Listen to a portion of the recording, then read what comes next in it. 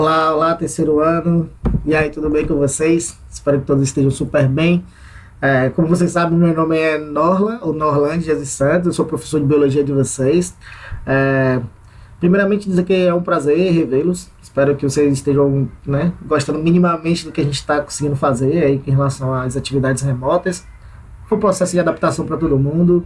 Como vocês sabem, as atividades remotas, tudo indica, permanecerão, então nada mais útil do que a gente continuar com o nosso conteúdo programático. Dito isso, vou dar uma dica super importante. Tentem não acumular os assuntos, pessoal.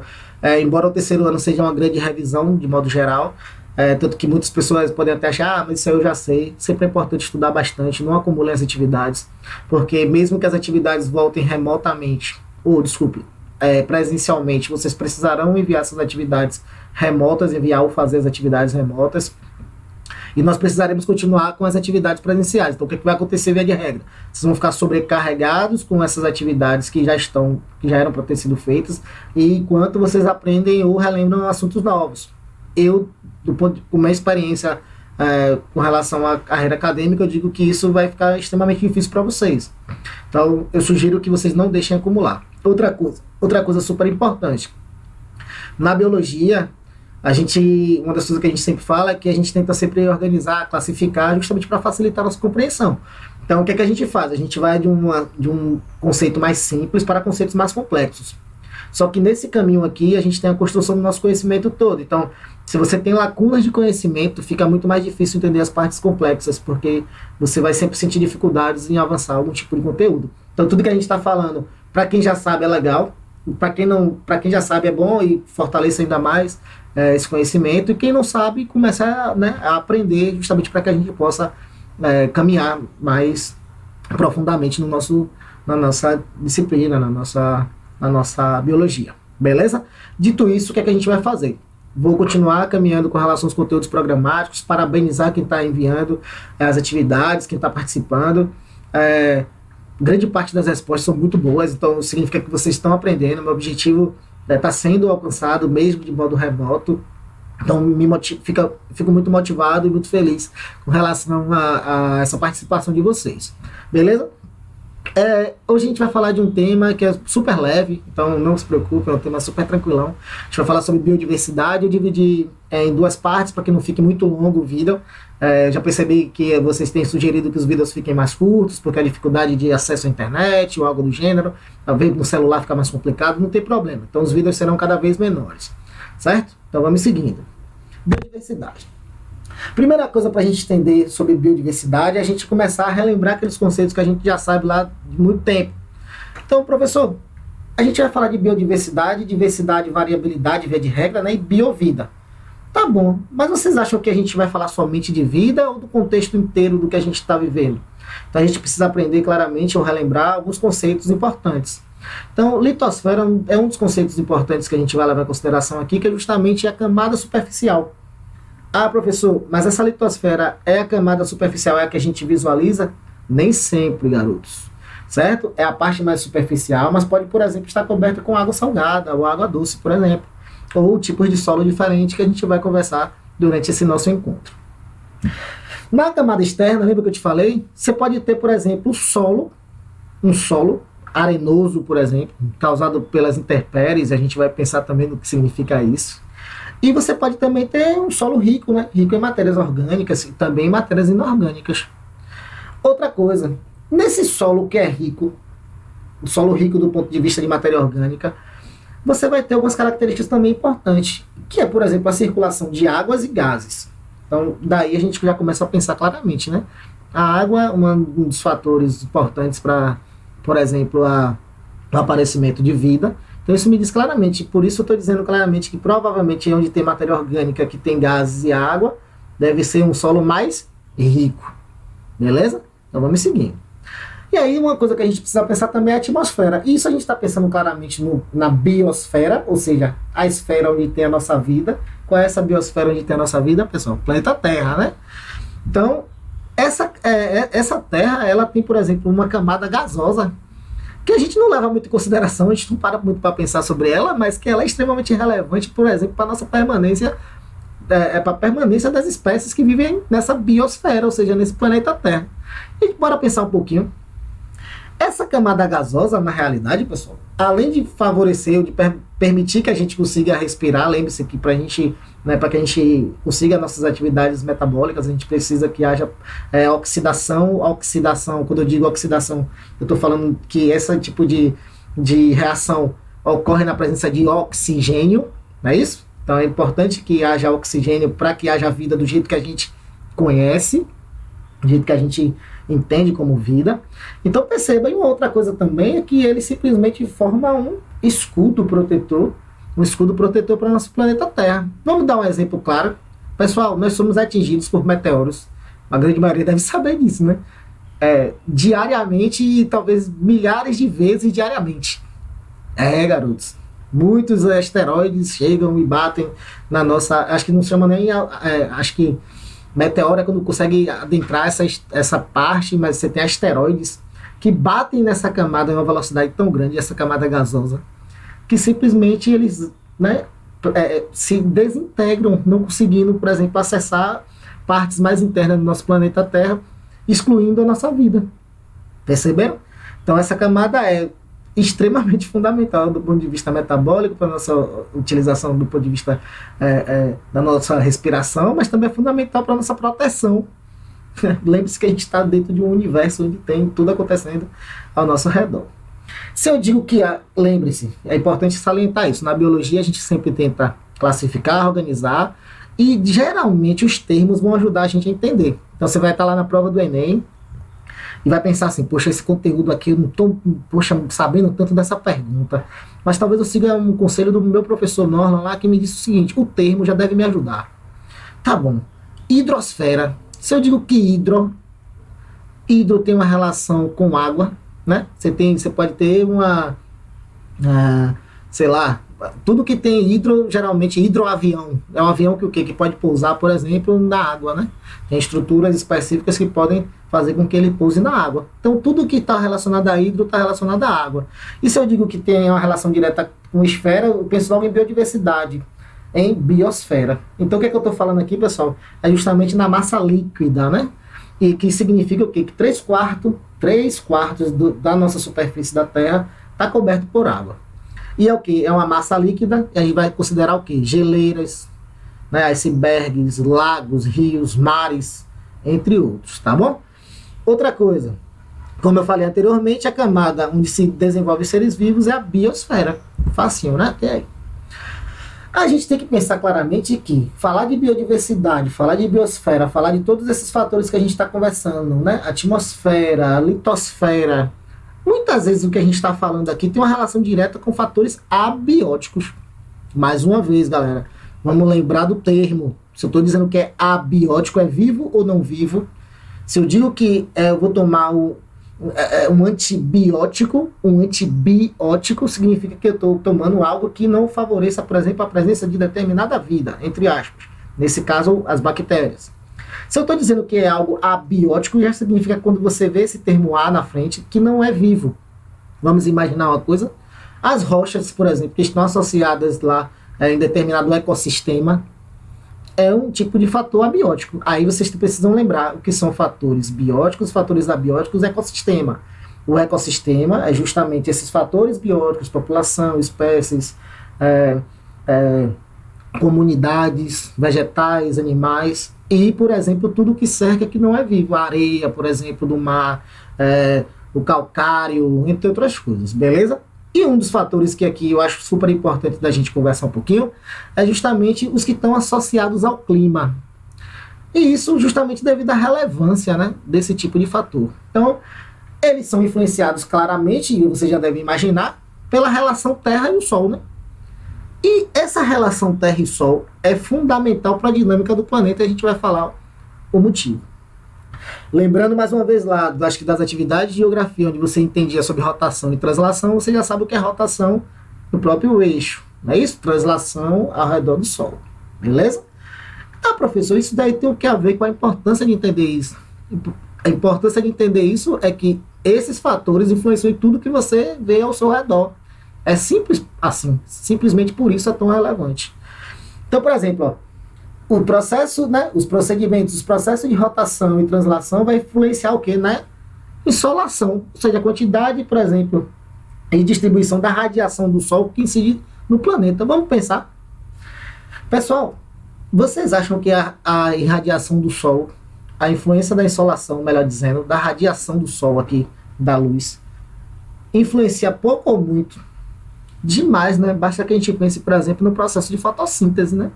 A gente pode pensar, por exemplo, em riqueza de espécies de determinado local, e agora pensando em biodiversidade, simplesmente por características, inclusive como insolação, a radiação, né, do Sol para a Terra.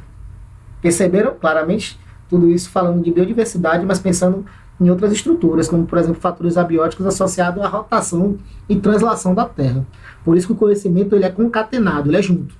A gente pensa que a gente vai pensar em componentes curriculares, né, ou disciplinas diferentes, e a gente acha que não vai ter nada a ver. Mas aqui, por exemplo, se você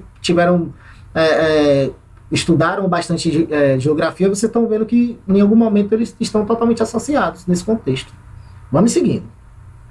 Outra coisa importante é o seguinte: no processo de translação, que eu não vou ficar repetindo isso, porque eu já imagino que vocês já sabem, você tem, por exemplo, alterações de floração ou influência de migração de determinada espécie. Pessoal, com migração a gente pode gerar, por exemplo, impactos importantes em determinada colheita, determinado cultivo. Se vocês leram ou assistem jornal, vocês viram que há pouco tempo atrás houve, por exemplo, uma mancha de gafanhotos que estava no sul do Brasil vindo para cá. Por quê? Porque no momento de translação, em algum lugar onde eles ficam, houve uma modificação, né, dessa radiação que incide no planeta Terra, na área onde eles ficaram, começou a diminuir a temperatura, certo? E eles simplesmente migraram para locais mais quentes, porque, via de regra, eles se desenvolvem melhor. Perceberam? Então, com o processo de translação, vai mudando as estações do ano e esses indivíduos vão migrando. É importante entender isso, pessoal? Claro, porque eu posso, por exemplo, calcular quando vai ser mais importante eu ter meu cultivo de determinada espécie de vegetal, para não sofrer, por exemplo, com impactos de determinados insetos que se proliferam em determinada época do ano.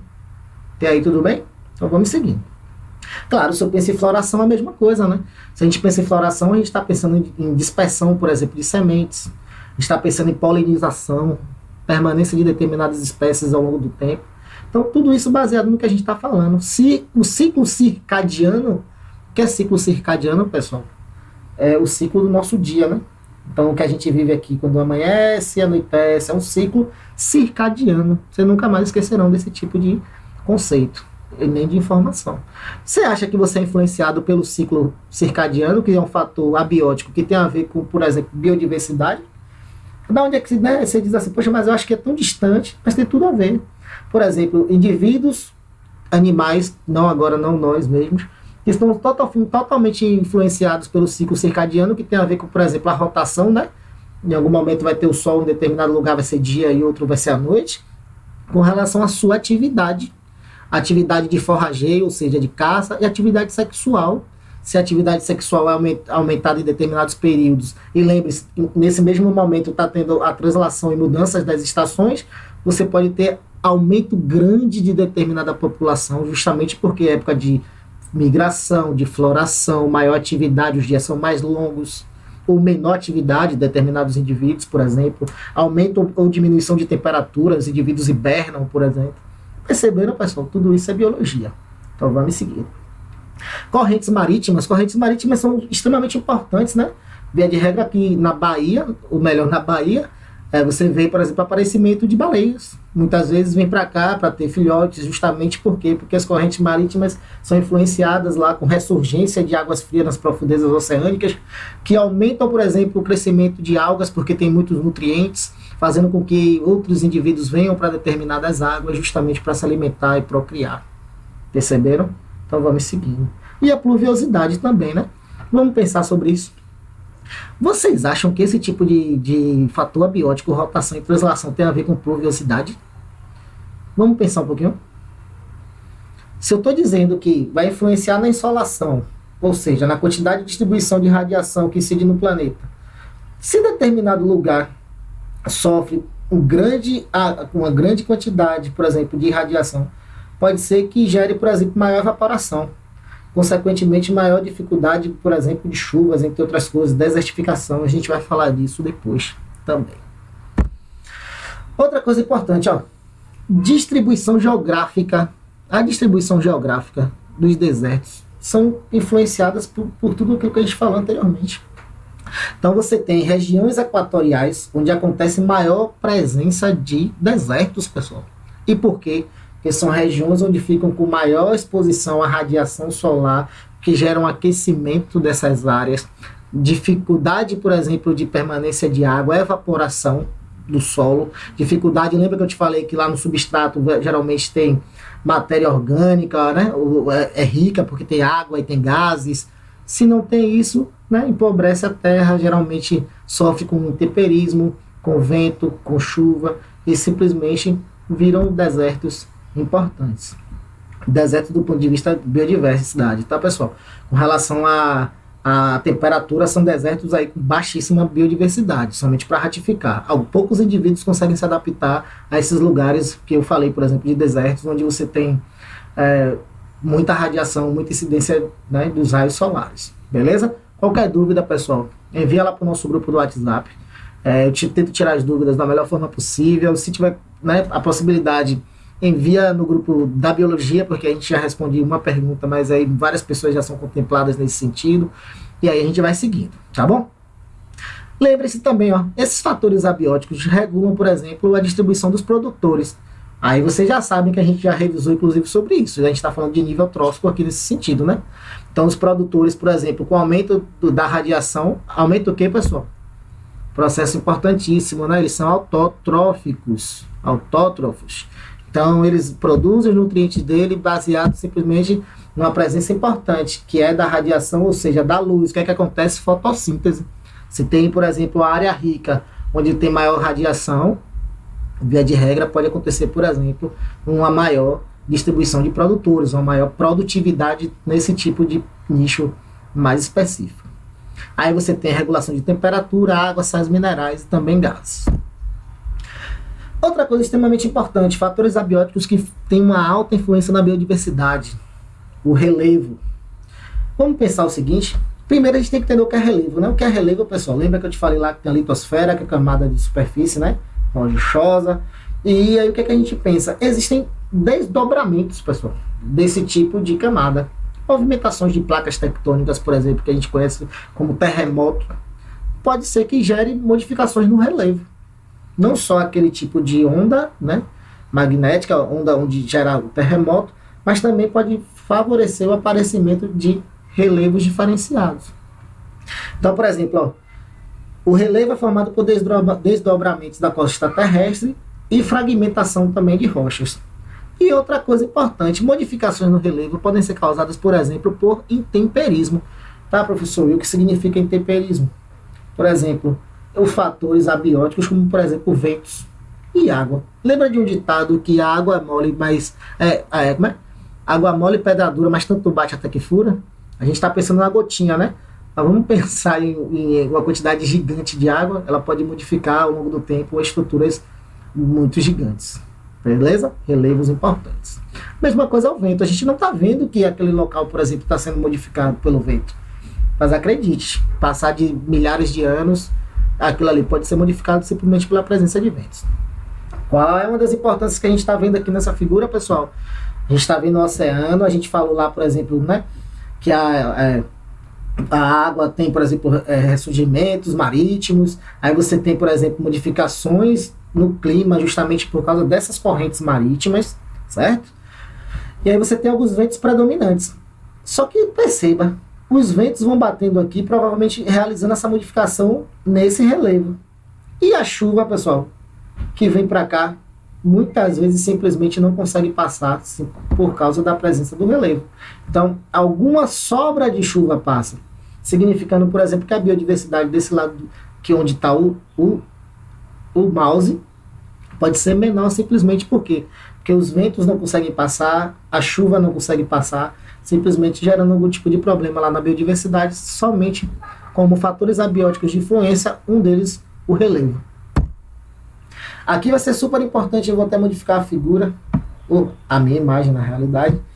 é uma das coisas que pouca gente se interessa por isso, mas é um fator abiótico que tem uma relação direta com a biodiversidade. E a gente vai pensar claramente sobre isso observando essa figura. Ó. Vamos imaginar que a altitude aqui, certo? A 1.000 metros. Então você está percebendo aqui que você tem uma grande biodiversidade. E você tem uma das características interessantes, é que a precipitação, o que é que eu estou chamando de precipitação aqui, pessoal? A chuva, né? A chuva é em formato líquido.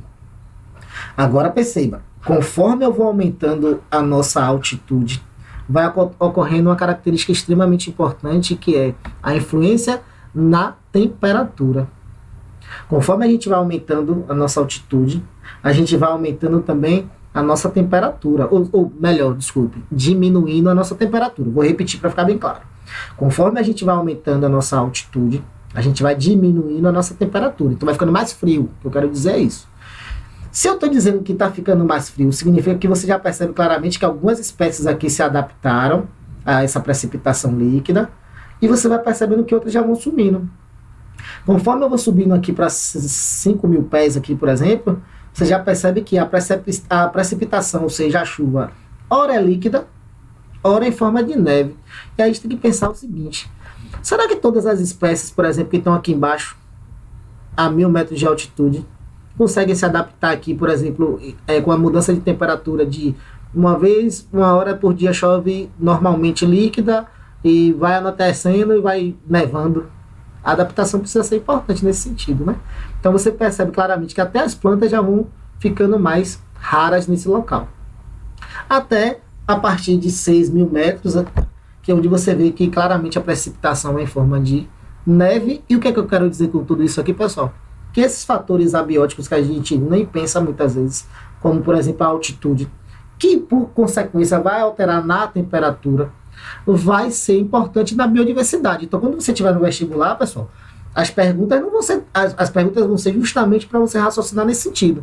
Então, a pessoa pode perguntar lá, por exemplo, a altitude tem influência, uma altitude tem influência super importante na biodiversidade, justamente porque tem uma relação direta com a temperatura. Ao passo que você sobe, né, em altitude, você aumenta a sua altitude, você diminui a temperatura, dificultando, por exemplo, a permanência de determinadas espécies. Tá verdadeiro ou tá falso? Tá perfeito, né?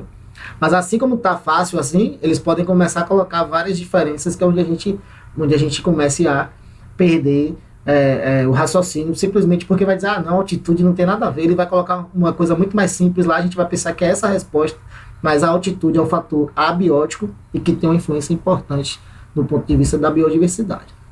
Beleza? Qualquer dúvida, vocês vão falando aí, tá? Ou melhor, né, vocês falam lá no nosso grupo da biologia. Mais uma vez, eu vou subir aqui um pouquinho para ficar aqui em cima, olhando de cima.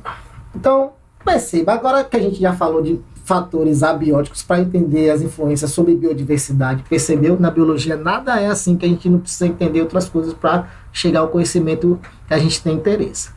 Então, perceba, a biodiversidade, até então, a gente tem mais ou menos catalogadas 1.500.000 espécies.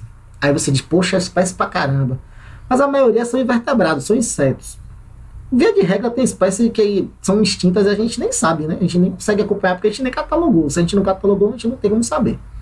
Só que existe uma estimativa que existem mais ou menos 10 milhões de espécies no planeta Terra, certo? Aí vai ser extremamente difícil da gente conseguir catalogá-las todas, como eu falei. É uma questão de escala temporal, então algumas vão aparecendo, outras vão desaparecendo, isso é natural.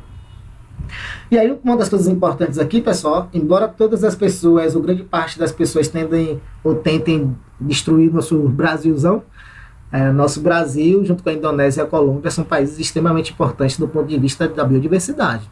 Quando eu falo biodiversidade, eu falo sobre, por exemplo, capital, inclusive econômico, capital farmacêutico, entre outras coisas. Eu não estou falando simplesmente porque os bichinhos são lindos, as plantinhas são maravilhosas. Grande parte das descobertas da indústria farmacêutica, por exemplo, vem de animais e vem de plantas. Quando a gente simplesmente destrói sem conhecer, a gente pode ter perdido um potencial importantíssimo do ponto de vista para nossa permanência no planeta Terra. Beleza? Usar com cuidado é a melhor forma. Não estou dizendo nem para não usar, pelo contrário, estou dizendo para usar mas eu acho que usar com muita consciência, com muito cuidado, certo? E aí, o que é que a gente pensa aqui, ó? Se eu estou dizendo que os fatores abióticos são importantes para a biodiversidade, a gente já falou de alguns, a gente já sabe quase todos. Então, se eu digo, por exemplo, nessa frase, que fatores abióticos favoráveis apresentam, ambientes com fatores abióticos favoráveis apresentam maior biodiversidade, aí eu te pergunto, justifique a resposta, está certo ou está errado? O raciocínio que a gente tem que ter é o seguinte, ó, os polos, por exemplo. Lembra que a gente falou, quanto mais altitude, maior, por exemplo, aumenta, você tem maior altitude, menor temperatura, isso dificulta a biodiversidade. E a gente pode pensar nos polos, né? Os polos terrestres, Polo Sul e Polo Norte.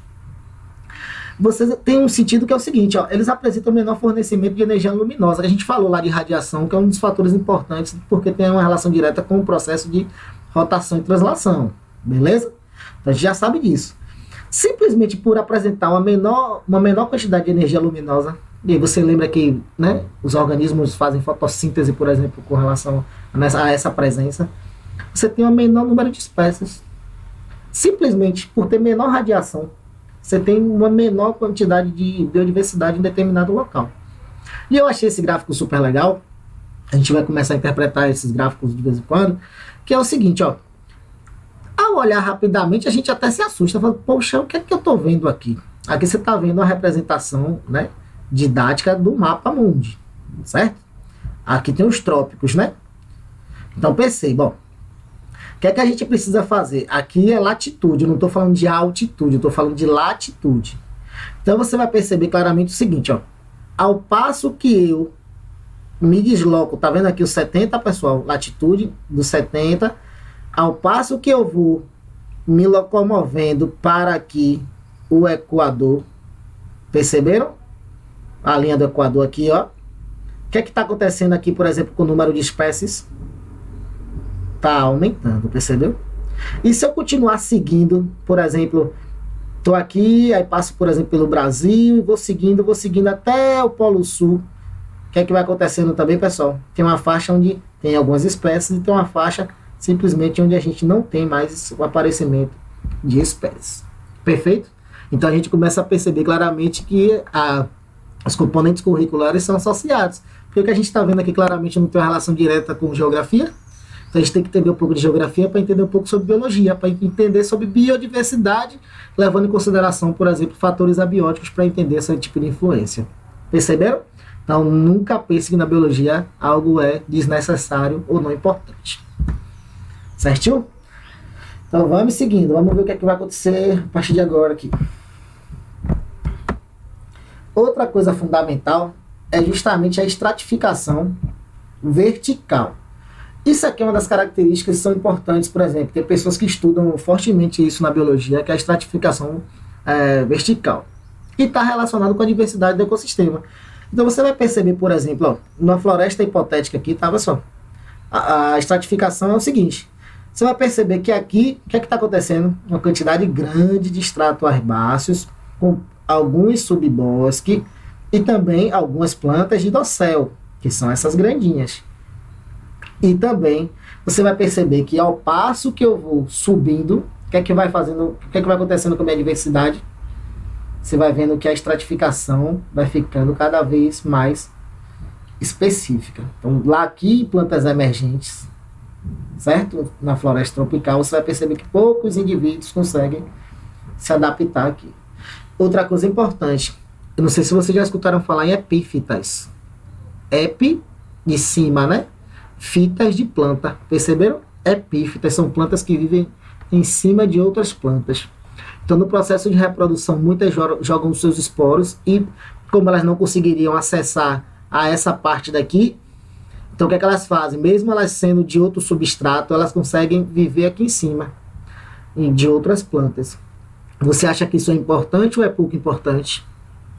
Muito importante, né, pessoal? Pense que na floresta, a floresta muitas vezes de dossel, uma floresta cheia, você ficar lá embaixo onde o sol não chega, vai, por exemplo, impactar na sua reprodução, no seu metabolismo, na sua vida. Se você é uma planta que se nutre de fotossíntese, e fotossíntese está relacionada diretamente com a presença de luz, Ficar lá embaixo não é uma boa opção. Então, como estratégia evolutiva, simplesmente algumas plantas conseguem, né, liberar, ou muitas vezes por fezes de pássaros, ou muitas vezes pelo vento, para viver em outros estratos que não necessariamente são os deles, mas para que eles possam viver da melhor forma.